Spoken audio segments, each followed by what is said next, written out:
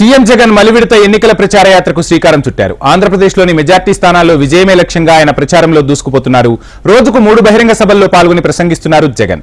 15 రోజుల్లో 45 నియోజకవర్గాల్లో పర్యటించేలా road map ను ఇప్పటికే వైసీపీ నేతలు ఖరారు చేశారు. తొలి రోజు అనంతపురం జిల్లా, తిరుపతి, నెల్లూరులో సీఎం జగన్ ఎన్నికల ప్రచారాన్ని నిర్వహిస్తారు.